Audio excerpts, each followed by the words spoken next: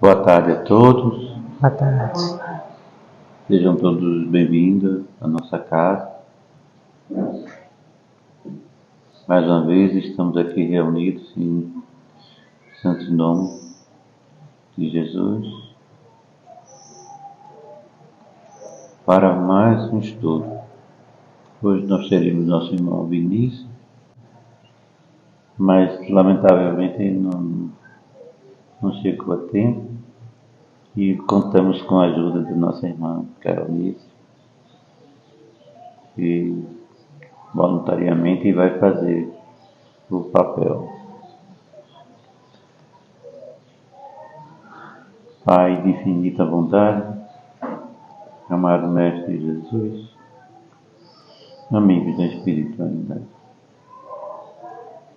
derrama sobre todos nós, Senhor, teus fluidos de paz, de harmonia, de equilíbrio e permite, Senhor, que tenhamos hoje uma tarde de aprendizado para todos nós. Que a tua paz, que a tua luz nos envolva hoje, Senhor. Que assim seja. Que assim seja. Boa tarde. É sempre um prazer estar aqui trazendo alguma coisa da doutrina espírita para as nossas reflexões. A gente pensou em algo que já tivesse, que a gente já tivesse mais ou menos organizado, não é? Sempre tem alguma coisa mais ou menos preparada. E buscamos fazer uma reflexão sobre o que nós palestrantes, né? Não só eu, mas outros, têm falado desde o começo do ano. Não é? Então, que Jesus possa nos abençoar para que a gente possa trazer os esclarecimentos dessa tarde e saímos daqui hoje mais fortalecidos na compreensão da doutrina espírita. Então, o nosso tema é do que fala o Espiritismo? Na verdade, é uma pergunta. Do que fala o Espiritismo? A gente sempre se depara com as pessoas, e se a gente não disser que é espírita kardecista, as pessoas não entendem bem o que é o espiritismo ou o que é ser espírita. Quando a gente lê na introdução lá do Livro dos Espíritos, a gente vai ver que espiritismo foi uma palavra que trouxe essa compreensão do ser espírita. E como a humanidade sempre tem as suas formas de interpretar, acabou trazendo outras conexões ao que vem a ser espiritismo. E muitas vezes não são conexões, são desconexões, não é? Fogem totalmente da proposta do que é o espiritismo e acaba trazendo incompreensões e muitas vezes preconceito, não é?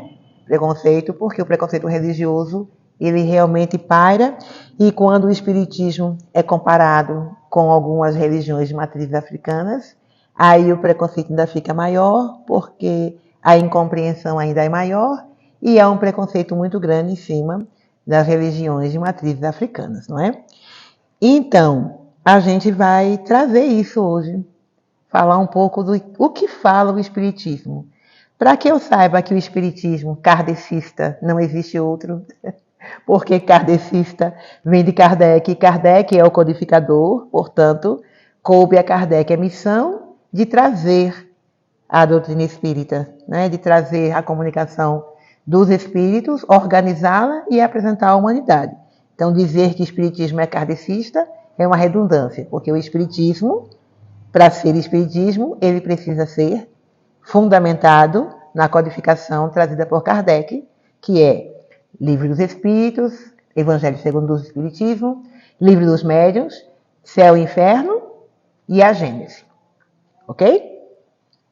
Então, os princípios básicos do Espiritismo, o que fundamenta o Espiritismo, primeiramente, é a compreensão da existência de Deus. Ou seja, Deus é a causa primária de todas as coisas. O que é que isso significa? Que Deus não é antropomórfico, que Deus não é uma pessoa, que Deus não se parece conosco, nem nós nos parecemos com Deus. Mas Deus não é um ser humano, material, palpável. Então, quando o Espiritismo traz essa visão e desconecta daquela compreensão, voltando lá para 1857, quando nós tínhamos como religião predominante o catolicismo, e o catolicismo enquanto instituição, não é? A religião, naquele momento, apresentava Deus como justo para aqueles que cumpriam as suas leis e extremamente rigoroso para aqueles que iam de encontro, e dividido. Se você cumpre a lei, vai para o céu. Se não cumpre, vai para o inferno. Então, era um dogma de céu e inferno, e que, naquele momento que tanta coisa estava acontecendo, as revoluções, iluminismo, muitas reformas no campo cultural, acabou despertando a incredulidade e alimentando o materialismo. Quando a doutrina espírita vem e diz: Deus não é uma pessoa, e Deus é um Pai justo e amoroso. Kardec faz uma revisão no Novo Testamento e traz o Evangelho segundo o Espiritismo, que é o Novo Testamento, na verdade, aquela passagem de Jesus, né, os 4 evangelhos, os 4 evangelistas, aquela passagem de Jesus aqui conosco, já com uma outra visão, com essa visão desse Deus, que não é mais material, com a visão da imortalidade da alma, a imortalidade da alma no sentido que os espíritos são criados todos simples e ignorantes, e através da progressão, através das múltiplas existências, através da reencarnação, que é outro fundamento, ele vai evoluindo. E nos traz, de uma forma muito clara, a pluralidade dos mundos. Ou seja, Paula, há muitas moradas na casa do meu pai. Então, a doutrina espírita, enquanto fundamento, ela traz existência de Deus, imortalidade da alma, reencarnação ou pluralidade das existências e pluralidade dos mundos habitados. E ela fecha com a mediunidade ou comunicabilidade dos espíritos. Então, é um rol, são 5 fundamentos, e um completa o outro. Então, se você está falando de comunicabilidade dos espíritos, de mediunidade, mas você ainda crê nesse Deus vingativo, isso não é espiritismo. Se você compreende já a questão de Deus, compreende a mediunidade, mas não acredita na reencarnação, não acha possível a reencarnação, não é espiritismo. Já compreendi a reencarnação, mas não consigo visualizar a justiça divina, não é espiritismo. Então, a doutrina espírita, para ser doutrina espírita, para ser o consolador prometido, ela precisa estar fundamentada nesses pilares. E esses pilares vão trazer o esclarecimento que nós precisamos. Mas para compreender melhor esses pilares, a gente vai precisar entrar em outros 2, que é livre-arbítrio e reforma íntima. Então, compreender os princípios básicos da doutrina espírita é compreender que Deus, na sua infinita bondade, nos deu, dado de graça, livre-arbítrio. Que é o quê? Poder de escolha, liberdade de escolha. Junto com o livre-arbítrio, vem a lei, causa e efeito. Você escolhe, mas não tem domínio sobre as consequências da sua escolha. Então, vou plantar. Hoje a gente estava conversando sobre isso e pensando assim, não é? De acordo com o nosso grau evolutivo, a lei de causa e efeito ela pode ser imediata ou ela pode demorar 1 ano, 10 anos, uma encarnação, porque é a bondade divina sempre regendo as leis. Então, enquanto nós estamos na nossa ignorância, ainda sem a compreensão das leis divinas, na verdade da lei divina, que é uma única lei, que é a lei de amor, e todas as outras leis, elas são derivadas, não é? A lei de amor, essa lei que Jesus nos traz, não é? Quando Jesus diz, amai-vos uns aos outros como eu vos amei. Então, Jesus dá a lei. E a lei de amor, ela é um fundamento de Deus, é uma lei eterna. Ela não é uma lei espírita, ela é uma lei de Deus que rege o universo. E o mesmo amor que Deus usa na criação, na coordenação, na harmonia da natureza, ele vai usar para nos reger. Como Deus não é uma pessoa, não é ele que nos rege. As leis dele, criadas por ele, que foram criadas muito antes do planeta Terra existir. E mesmo que o planeta Terra deixe de existir, as leis continuam, porque o que vem de Deus é eterno e é imutável, porque é perfeito. Tá certo? Então, livre-arbítrio, escolho. Não tenho domínio sobre as consequências. Não é? Mas eu sei que eu vou ter oportunidades de fazer os meus processos de reparação se as minhas escolhas forem equivocadas.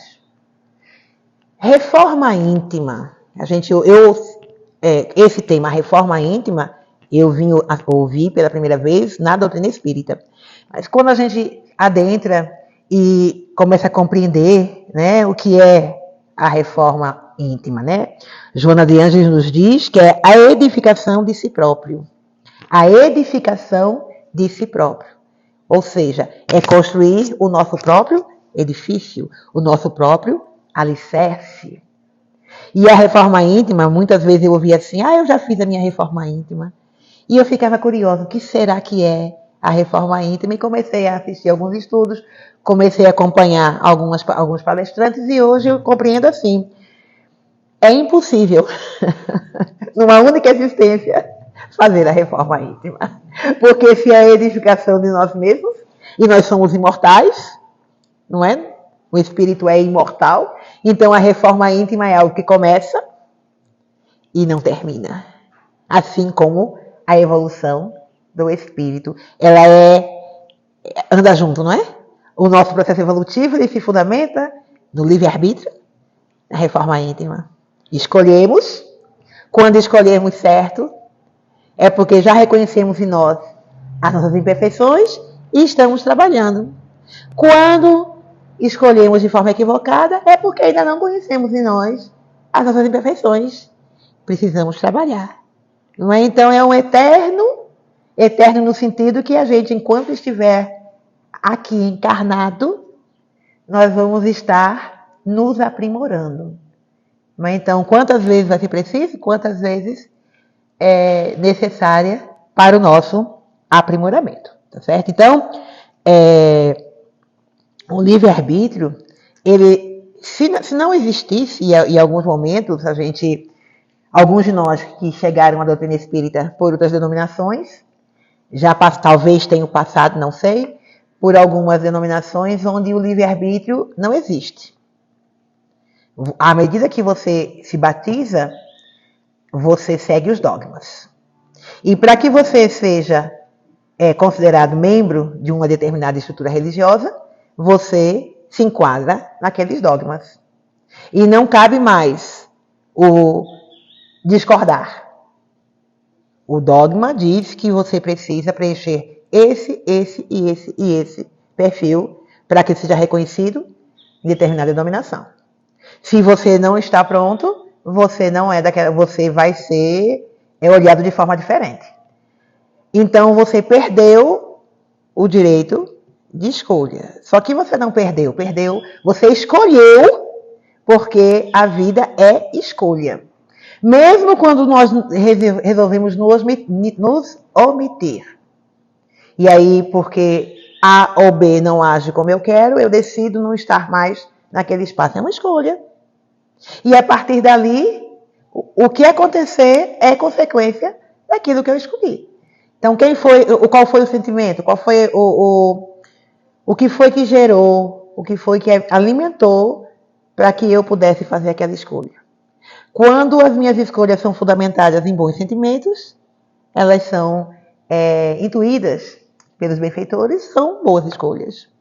Quando não são alimentadas por bons sentimentos, a gente sabe que, segundo a própria codificação, nós, de ordinário, são eles que nos dirigem. Eu gosto dessa pergunta, não é? Por acaso os espíritos nos influenciam? Até que ponto os espíritos nos influenciam?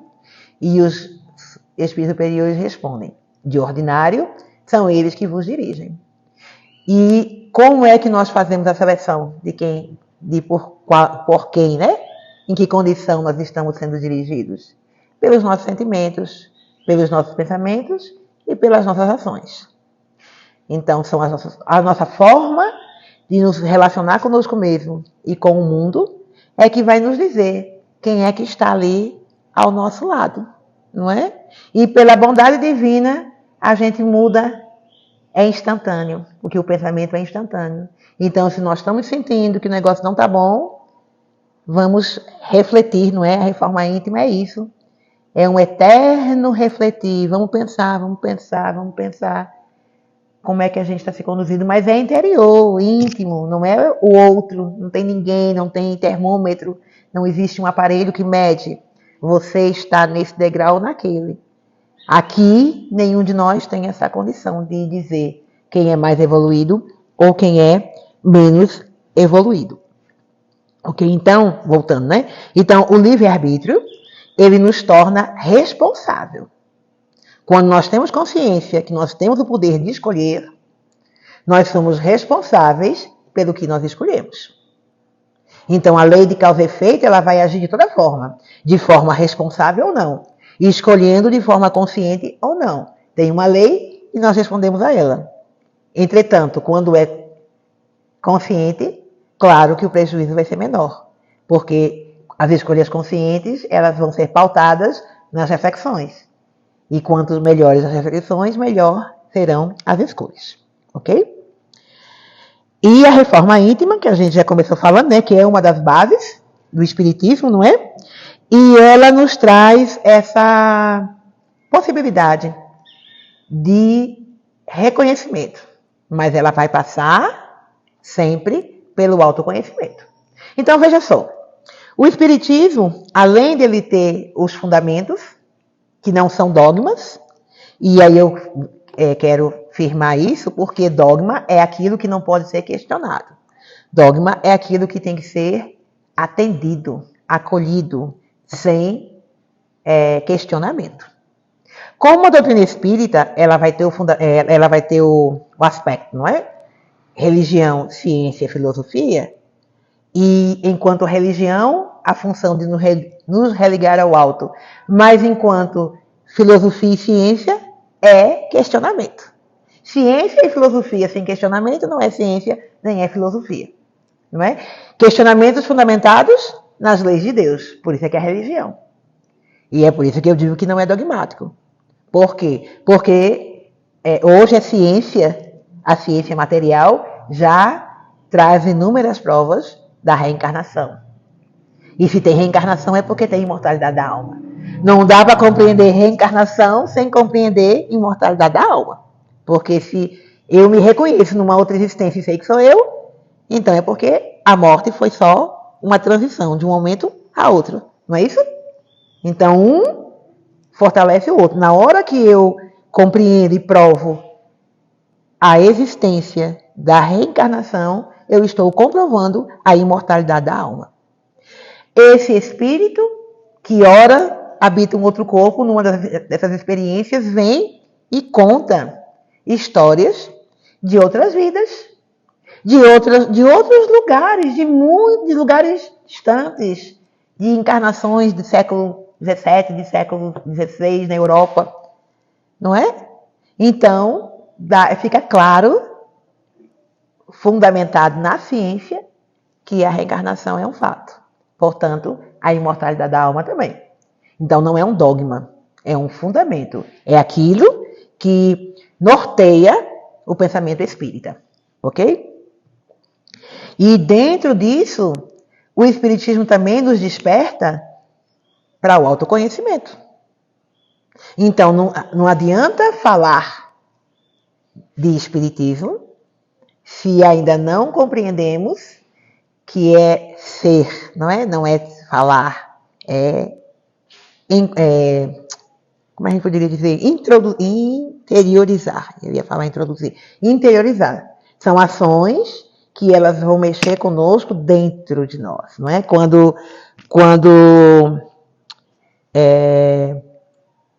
Jesus é inquirido, né, pelos fariseus, onde é o reino dos céus, não é? E eu me lembro muito, né, que ele diz que o reino dos céus ele está dentro, não é? O reino dos céus ele é construído dentro de cada um. É aquela paz que você consegue construir dentro de você, independente do que esteja acontecendo fora. E muita gente não conseguiu compreender, e até hoje muita gente não consegue compreender. Então está tentando construir fora algo que não é fora. E o Espiritismo nos traz isso. Primeiro passo para que a gente possa compreender esses fundamentos é o autoconhecimento. É parar, refletir sobre nós mesmos, olhar o que nós já fizemos, olhar para frente o que falta ainda fazer e traçar as metas para alcançar os nossos objetivos, que nós fazemos no campo material com mais facilidade, mas no campo espiritual nós temos uma dificuldade maior, não é? Então, o Espiritismo nos convida a essas reflexões. E ainda traz algumas orientações de como é que nós podemos fazer. Por exemplo, primeiro ele nos apresenta os benefícios da reforma íntima, ou seja, de nos reconhecermos e de aplicarmos esse evangelho na nossa vida. A prática do evangelho, o evangelho em ação, não é? Cria virtudes, ajudando-nos no nosso aperfeiçoamento. Ou seja, à medida que a gente vai reconhecendo que está faltando isso, está faltando aquilo, e é a gente, não é ninguém apontando, olha, você tem que fazer isso, você tem que fazer aquilo, não. É o que eu acho que já posso, o que eu penso, o que eu sinto, que eu já posso melhorar em mim. E aí eu vou aprimorando as minhas virtudes, não é? Vou me melhorando, não é? Vou me aperfeiçoando. Não é? Nesse meu processo de aperfeiçoamento, a minha vibração, né, que nós somos energia, né, nós vibramos, ela se eleva e nos capacita a nos conectarmos com os irmãos benfeitores, aqueles que estão trabalhando pelo nosso progresso e pelo progresso do nosso planeta. Com essa conexão aberta, a felicidade bate mais forte, não é mais presente na nossa vida, porque a gente consegue se libertar um pouco de tantas questões materiais. As questões materiais não se tornam tão importantes, não se tornam tão significativas e a vida vai ficando mais leve, não é? Então, as dificuldades vão nos afetar de forma diferente. O sofrimento vai sendo atenuado, não é? E aí a gente vai encontrando a paz interior. Então, autoconhecimento ou tomada de consciência nos traz o desejo de sermos melhores e nesse desejo nós vamos abrindo os nossos campos, não é? E nos permitindo vislumbrar um mundo bem mais leve do que esse que nós vivemos quando a gente está preso no nosso orgulho, na nossa vaidade, não é? Nessas questões assim bem que nos prendem realmente uma energia mais densa, mais deletéria. E para que a gente possa fazer, não é, esse processo de autoconhecimento, nós temos três sugestões, não é? A primeira, enquanto ciência e filosofia, questionar. Sempre, não é? Então, mas não é questionar sobre os outros, é questionar sobre nós mesmos. Por que eu ainda penso dessa forma? Por que eu ajo, por que eu agi, por que eu respondi, ou por que eu respondo? Eu, né? O que é que me faz, o que é que me move a agir desse jeito e não de outro jeito, não é? Então, eu vou interrogando quem?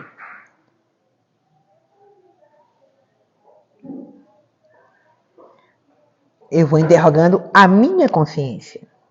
Porque a lei de Deus não está impressa na nossa consciência. Então, à medida que eu vou interrogando a minha consciência, eu vou lá. Existem as leis. Que leis são essas? Qual é a minha dificuldade em compreendê-las? Porque quando a gente diz que o Espiritismo não é dogmático, é porque ele pede compreensão. É preciso que haja compreensão. E a compreensão, ela não me obriga. A compreensão me ajuda a tomar consciência. Não é uma coisa, não é algo que eu faça de forma obrigatória. É algo que eu faço porque eu entendo que é o melhor a fazer. Ok?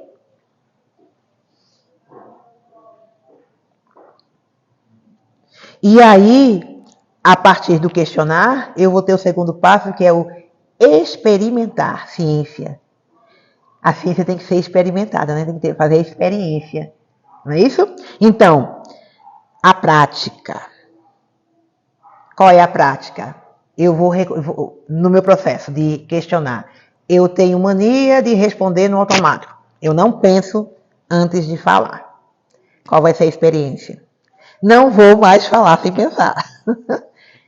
As pessoas vão falar e eu vou ouvir. Tudo. Na velocidade dela, sem acelerar o áudio, viu? Não pode botar 1,5, 2.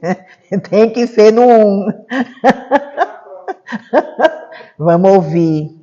Vamos ouvir o que a pessoa tem para nos dizer. Vamos ouvir.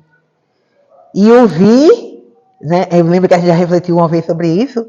O ouvir, o ouvir verdadeiro é sem julgar. É sem ficar dizendo assim, eu já sei o que ele vai dizer, não. É ouvir mesmo. Ouvir o que a pessoa vai falar. Sem pré-julgamento. Não é? Aí ouvir. Às vezes eu até me surpreendo. Era isso que eu ia dizer. Poxa, eu já achei que tudo. Ainda bem que eu não respondi, né?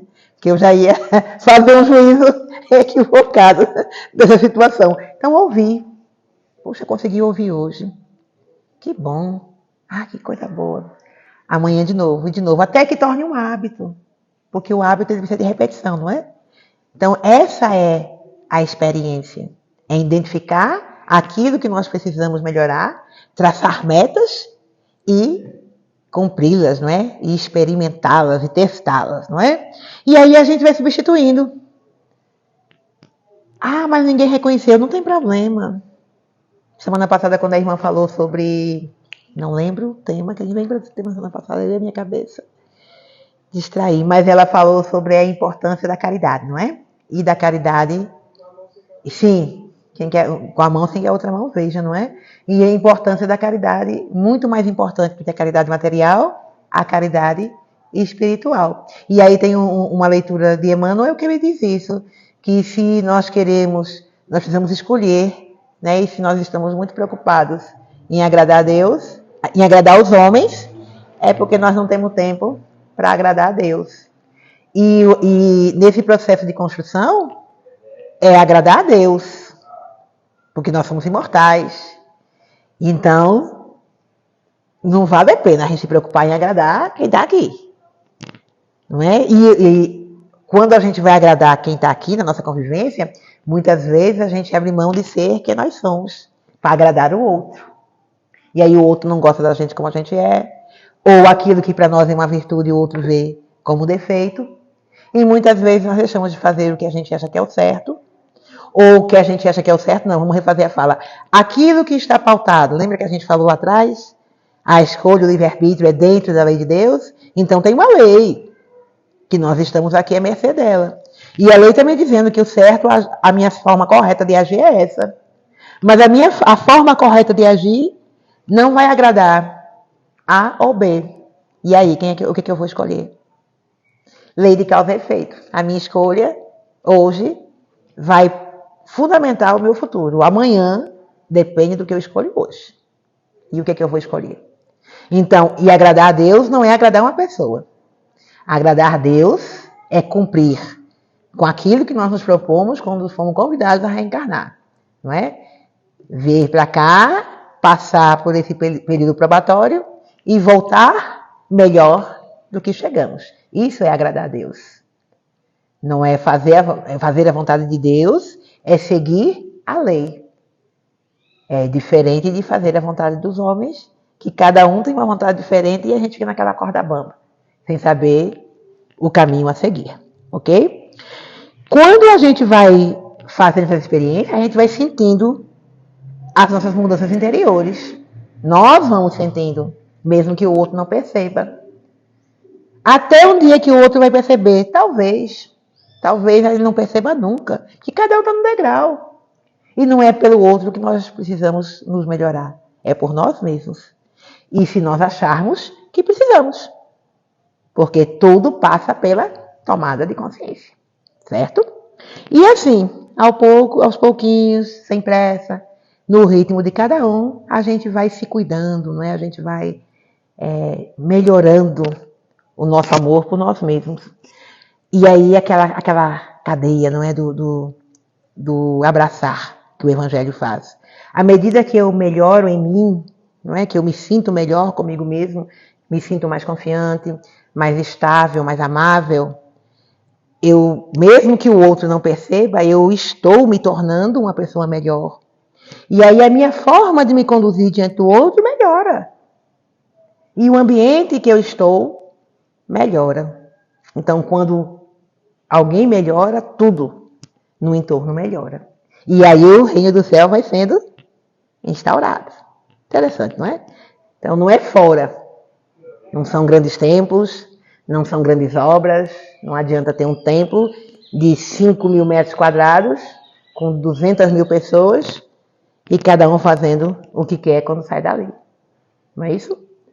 E ninguém compromissado verdadeiramente com a transformação e com o melhoramento interior e, consequentemente, com o melhoramento do planeta, saindo de provas e expiações, caminhando para a regeneração, sempre o foco. Então, veja, como o Espiritismo apresenta tanta coisa diferente do que nós ouvimos em tantos outros lugares, em tantas outras situações.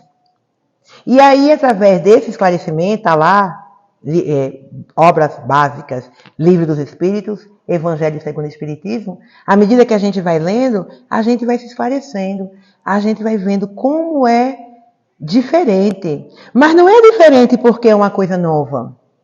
É diferente porque o Espiritismo ele traz o Evangelho redivivo. Aquele ensinamento que foi trazido lá atrás, nos primórdios, quando Jesus esteve encarnado, e depois pelos apóstolos, que propagaram, que divulgaram a Boa Nova. E que ele foi sendo miscigenado, ele foi perdendo a sua originalidade. Então, se voltarmos àquela literatura lá de trás, e vai ver que houve uma manipulação, uma transformação naquilo que deveria ter sido. Né? Não nos cabe dizer o porquê, até porque não é a nossa área. Não é? Mas quando a gente olha hoje, que a gente vai se aprofundar na doutrina espírita, e a gente pega o Evangelho de Jesus sem alterações, a gente vai ver que é uma e a mesma coisa. Não há diferença entre o que a doutrina espírita se propõe e entre o que o Evangelho de Jesus se propõe. A diferença com o Evangelho foram as traduções. E foram a forma como ela chegou e a forma como ela foi sendo propagada. Como nós falamos já, com muitos dogmas. E os dogmas é que nos afastaram da originalidade do Evangelho. Não é? Então, quando a gente vai refletir sobre o que é ser espírita, e aí tem um capítulo que é Sede Perfeitos, do Evangelho segundo o Espiritismo, e aí ele fala, né? Ser espírita e ser cristão é uma e é a mesma coisa. Então não deve haver diferença entre ser espírita e ser cristão, como não deveria haver diferença entre nenhuma denominação. Porque se todos nós nos consideramos cristãos, deveríamos todos seguir aquilo que Cristo nos ensinou. Não deveria haver deformações nesses ensinamentos. Então, ser cristão é se esforçar para compreender o Evangelho e colocar o Evangelho em prática. Então, ser espírita é a mesma coisa. Então, não é a mediunidade que faz um espírita, não é a palestra, não é um trabalho na casa espírita. O que faz você ser espírita e ser cristão e ser aquele filho de Deus que está lá nas bem-aventuranças é o compromisso que cada um tem com o seu processo evolutivo. Individual e intransferível. Não tem procuração. Eu não posso passar para ninguém o meu processo evolutivo. É meu. É o meu encontro. É a minha reparação. Eu é que preciso fazê-lo. Como eu estou fazendo é que me diz em que degrau eu estou. Mas só eu sei como eu estou fazendo. Por quê? Porque nós temos dentro de nós as leis divinas e nós temos esse parâmetro que é a comparação. Nós conosco mesmo. Então, quando eu paro e vejo um desafio hoje, e se puxa vida, há 10 anos atrás eu não ficava calada. E hoje eu nem me incomodo mais. Aí me dá uma alegria, diz, puxa, consegui, que bom. Não é? Ah, mas o outro continua falando. Aí a gente, né, quem tem boca diz o que quer, não é? Então, as pessoas podem falar o que elas quiserem. Nós, aqueles que estão preocupados verdadeiramente com esse ser espírita, com esse ser espírito imortal, transcendente, que a cada encarnação deveria sair melhor do que chegou, não é? E aí diz, não é? Muitos são chamados, mas poucos são os escolhidos, não é? Não é porque Deus vai escolher de forma diferenciada ou vai dar critério a um e a outro. É porque a escolha ela é pautada nas leis. E as leis elas vão exigir de cada um de nós sacrifício, não é? Abnegação. Abrir mão daquilo que ainda é significativo, mas que está nos prendendo, que está nos impedindo de seguir. Muitas vezes são coisas muito simples, não é? A animosidade, essa nossa mania de querer que as pessoas sejam como nós queremos, ou que a vida seja do jeito que a gente quer, e aí a gente quer controlar a vida de todo mundo no nosso entorno. Tudo isso nos impede de seguir. Que cada vez que a gente fere a lei, a gente precisa voltar. Não é? Então, existe uma lei que está lá, fundamentadazinha. No Antigo Testamento, nós temos as leis mosaicas, né, as 10, que nos pautam, e a partir dali, aquelas que nos pautam, as mosaicas, lá, os 10 mandamentos, tá certo? Que vai nos trazendo os ensinamentos de como nos relacionar com Deus e como nos relacionar com o outro. Aí Jesus vem e diz, né, que ele vem cumprir toda a lei e os profetas, e aí nos traz 2 que vão resumir as 10. Amar a Deus sobre todas as coisas e ao próximo como a si mesmo. Então está lá, está escrito. Amar a Deus sobre todas as coisas. Amar a Deus sobre todas as coisas não é deixar de viver num plano material. Eu lembro, e até conversamos sobre isso hoje, há muito tempo atrás a gente teve uma palestra, e a palestrante estava falando sobre a riqueza, né? Acho que era a parábola do mal rico, não tenho certeza. Mas era sobre a riqueza, o uso da riqueza, né? E diz que não existe nenhum canto, nenhuma passagem do Evangelho que diga que a gente não pode ser rico. Né? Então é do mal rico, aquele que não soube ser rico. Porque se tudo nos é dado pela bondade divina, a riqueza também nos é dada pela bondade divina. Agora, o que fazer com ela? Não é? Então, se nós somos reencarnacionistas, e nós somos reencarnacionistas, o que é que nós acreditamos? Que a cada encarnação vai ser o resultado da nossa encarnação anterior. Então, se a gente vai vivendo da melhor forma, coisas boas vão nos acontecendo, não é? E ter folga financeira, ter liberdade financeira, por uma vida tranquila, é uma coisa boa, não é ruim. É ruim se a gente fizer isso de forma ilícita, mas se for lícito, não é ruim, não é? É ótimo, não é? E quanto melhor nós agirmos, melhor nós teremos, mais tranquilidade nós teremos no campo material, porque é para ter tranquilidade no campo material. Deus não nos criou para ser infelizes, nós não fomos criados. É até uma ironia dizer, Deus criou o homem para ser infeliz. Se Deus é perfeito, aí vai criar o ser humano para ser infeliz? Onde é que está a perfeição? Mas é o quê? É cada um segundo as suas obras. E às vezes nós vamos passar por percalços? Vamos passar até por mais percalços, porque é provas e expiações. Mas isso não quer dizer que nós precisamos ser infelizes. A infelicidade também é uma escolha. Ela é uma consequência da nossa dificuldade de compreender a lei de causa e efeito. E não é fácil compreender. Porque de repente a gente deparar com um desafio grande e dizer, vamos? Vamos. Mas tem que ir, não é? Estamos aqui e a gente sabe que se matar não resolve, porque o suicídio é pior, porque a gente vai voltar para antes da hora, então não adianta de nada, sem falar que a morte não existe. Então vamos continuar nesse suplício. Então não é a solução. A solução é enfrentar os desafios. E quanto mais coerentes com a nossa consciência nós formos, os desafios vão desaparecer? Não, nunca. Os desafios fazem parte de um plano de prova e expiação. Jesus, perfeitinho, já chegou aqui perfeito. E passou por cada um, hein? E aí nós queremos ser maior do que ele? Não pode, né? Não temos ainda essa condição. Quem sabe um dia. Então, passar pelos desafios, passar pelas dificuldades faz parte da nossa existência. E é por isso que o Espiritismo ele é consolador. Quando eu me lembro disso, eu me lembro de Paula. Esperança e consolação. Por que o Espiritismo nos traz esperança e consolação? E aí é a minha opinião, não é? Fundamentada naquilo que nos foi apresentado. Hoje, quando eu paro para pensar na vida de uma forma geral e penso assim, eu sou reencarnacionista. Ponto. Então, o degrau que eu estou hoje, ele é consequência. Então, se não está bom, alguma coisa eu vou precisar mudar.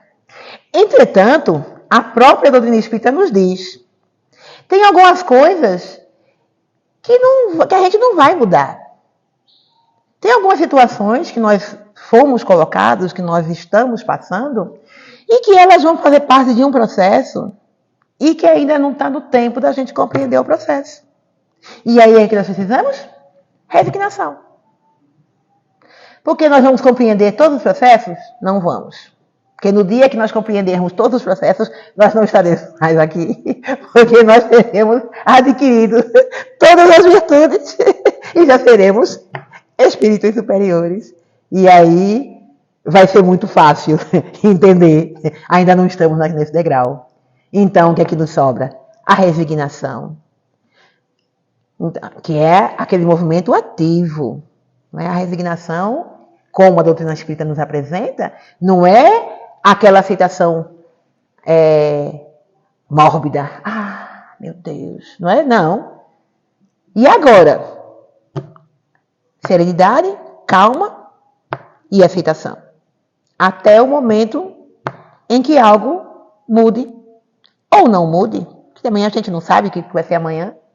Mas a resignação vai nos fazer ter a força interior que nós precisamos para superar. E é por isso que o Espiritismo é diferente.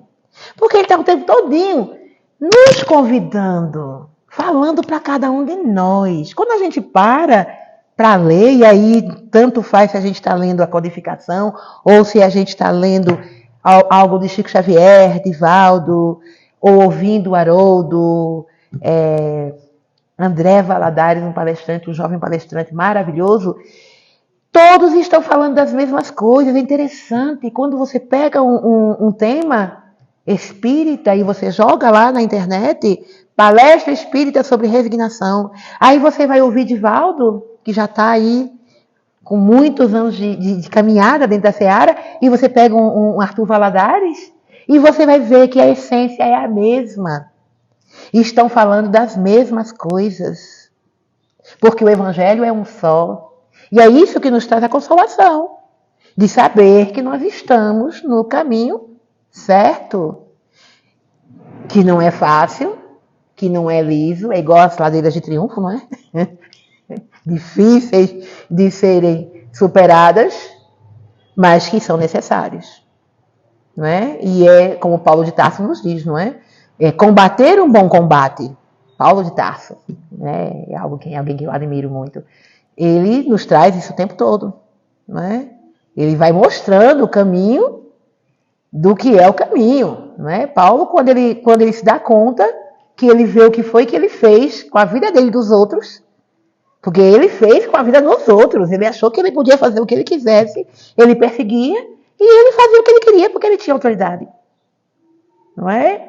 E aí quando ele conseguiu compreender que ele estava errado, que a lei que ele seguia não era o que... A lei se distanciou daquilo tanto que quando ele se encontra com Jesus na estrada de Damasco, ele não tem dificuldade em compreender. Ele teve um choque e ficou cego, não é? Porque ele achava que estava fazendo a coisa certa, mas não estava. Mas ele compreendeu e não foi fácil. O caminho de volta de Paulo foi difícil. Não, ele passou por muita coisa até morrer. E a morte dele foi anunciada, que ele foi preso e ele ficou muito tempo preso até morrer. E aí ele não desistiu e continuou evangelizando aqueles que colocaram ele na prisão, que causava surpresa, e converteu muita gente com essa ação, com o exemplo, né, com a prática daquilo que ele estava falando. E aí ele diz, não sou mais eu quem vivo, mas é o Cristo que vive em mim. E propõe isso para cada um de nós. E o Espiritismo nos propõe isso, que a reflexão seja essa, que a gente possa ler, não é para ler o livro todo, é para pegar um item qualquer e refletir o tempo que for necessário sobre aquilo dali, até que ele seja interiorizado, até que a gente compreenda o que é que nós precisamos fazer, cada um de nós, para que a nossa vida, para que este fardo fique mais leve. Jesus nos diz que o fardo é leve, não é? Então, o fardo é leve. Agora, quando? Quando a gente está pronto para compreender que o fardo é nosso. E que cada um precisa carregar. Porque se eu parar de carregar o meu para carregar de alguém, eu vou ficar parado, não é? E talvez o outro nem goste, lá na frente e reclama, não pedir. Você fez porque quis. Até isso a gente aprende. Que cada um tem a sua caminhada. Nós estamos aqui para servir, sempre. Que nos for solicitado. Então não é perguntando que é ajuda, mas é observando. A gente vai observando e vai se colocando. Eu posso ajudar? Eu posso ajudar. E aí a gente vai e faz o melhor que a gente pode fazer. Então a doutrina espírita, ela difere das outras denominações, não só pelos fundamentos, não só pela forma como ela apresenta a compreensão do Evangelho, mas principalmente porque ela nos diz, eu gosto muito daquela passagem de Jesus, não é? Que ele fala assim, o que queres que eu faça? O cego paralítico. E ele não pergunta, quer andar? Bota a mão e ande. Ele pergunta. Jesus lá, perfeitinho, sabia de tudo. Mas ele não se oferece, ele espera que o outro expresse. Então, se quiser, o que é que você espera de mim? E aí vamos ver como é que a gente consegue ajudar. Não é? Porque às vezes aquilo que a gente vê como ajuda não é ajuda. Então, o Evangelho é isso. Ele é um instrumento de ajuda. Mas não é ajuda no campo material. Ele é ajuda no campo espiritual. Ele vai nos acalmar, vai nos trazer uma paz, uma tranquilidade que necessitamos para poder agir no campo material. Que se a gente fica na nossa agitação, a gente não consegue agir nesse campo. Não é? Então, nós estamos num plano material, precisamos viver da melhor forma no plano material, mas precisamos ter serenidade e tranquilidade. E a proposta do Espiritismo é esse. Trazer essa calma, essa esperança, essa certeza de que vai melhorar. Porque a lei é de progresso. E progresso subentende-se que é algo que vai... Romão falou bastante sobre isso, não é? Progresso é aquilo que vai melhorar, é aquilo que vai abrir, é aquilo que vai transformar para melhor, no campo do bem. Porque O que é melhor é aquilo que é o bem, não é aquilo que é bom. Que às vezes o que é bom para um não é bom para o outro. É o bem.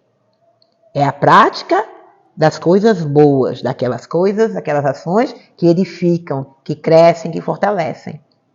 Então as coisas vão melhorar. Quando? Ah, que bom se a gente soubesse.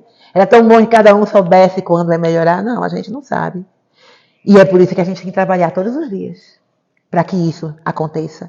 Para que as coisas melhorem. Porque é todo dia. Não é? Santo Agostinho diz? Todos os dias, antes de dormir, faço a minha reflexão.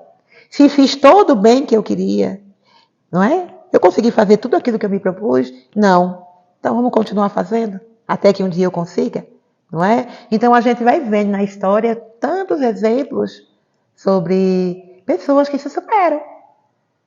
Né? Temos grandes exemplos, mas temos os exemplos pequenos do nosso dia a dia que a gente na observação percebe. Puxa vida, que bom. Conseguiu, superou, melhorou, transformou.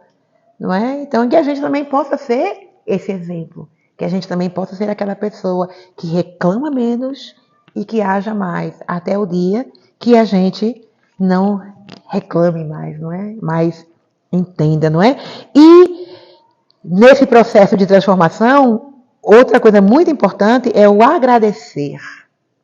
A gratidão, não é? A gratidão é uma virtude por excelência, né? Uma virtude. Ser grato. Porque às vezes a gente diz assim, a gente de manhã acorda e reza, né? Eu ora ou faz uma prece, que no fundo é tudo uma coisa só. Obrigada a Deus pelo sol, pelo dia, né? Tem uma prece de gratidão de Valdo que é perfeita, maravilhosa. Mas quando a gente acaba, a gente já começa, Maria, que frio. Vixe Maria, que calor. Tá chovendo, tá fazendo sol. A gente acabou de agradecer pelo sol. Aí tá reclamando porque tá quente. Então, será que nós estamos realmente sendo gratos? Será que nós já entendemos mesmo o que é ser grato? Porque é um movimento, né? Não é algo estático, é um movimento, né? Uma ação que vai desencadear bons sentimentos. Então, se eu sou grata e continuo remoendo, tem alguma coisa errada com a minha compreensão do que é ser grato, do que é gratidão, né? Então, a gente foca nas imperfeições, porque são as imperfeições que nos fazem reconhecer o que nós precisamos melhorar, tá certo? Mas não podemos esquecer das nossas bênçãos, que também não são poucas. Então, ficar só nas imperfeições vai trazer tristeza, dores e ranger de dentes.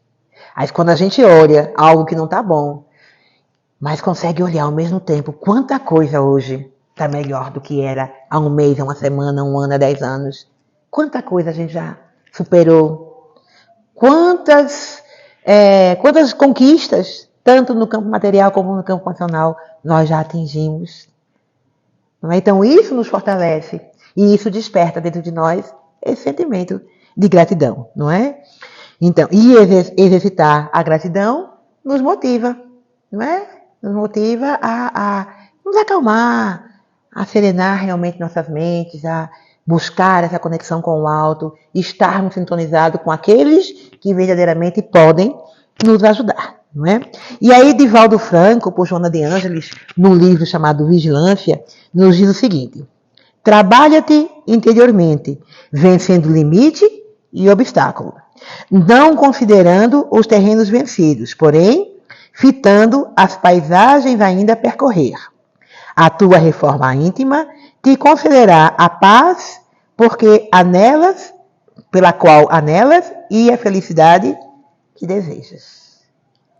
Não é? Então, o Espiritismo, enquanto Consolador prometido, vem nos convidar. É um convite. Eu tenho batido muito nessa tecla, tirando e compreendendo, é um convite. O Consolador, não é Jesus, nos convidando a sermos, a reconhecermos que somos filhos de Deus. O Consolador, ele faz isso. Nós somos filhos, filhos bem-amados, filhos queridos. Investimento, né? Deus investe na humanidade de forma diferenciada quando nós, seres humanos, nos comparamos com qualquer outra criação de Deus. Nós vimos como nós temos qualidades diferenciadas, que nos foi dado diferente dos outros seres. Então Deus investiu muito amor. Então nós somos esses filhos bem amados, bem queridos, não é? E que nós estamos aqui também, este convite, para sermos coparticipantes, colaboradores de Deus na construção desse reino. É isso que o Espiritismo nos traz. É disso que fala o Espiritismo. Muita paz a todos. Agradecemos a nossa irmã Cléo pelos ensinamentos que trouxe na tarde de hoje e que possam cada vez mais nos fortalecer e envolver nessa mesma paz.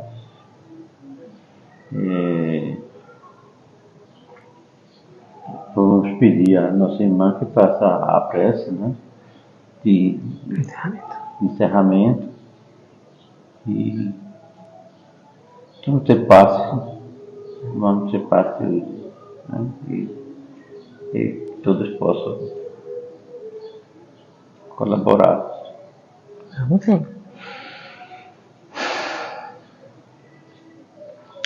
Pai amado, Mestre Jesus, amigos da espiritualidade, nesse momento, Senhor, nos colocamos em Tuas mãos em agradecimento pelas oportunidades que nos tem dado.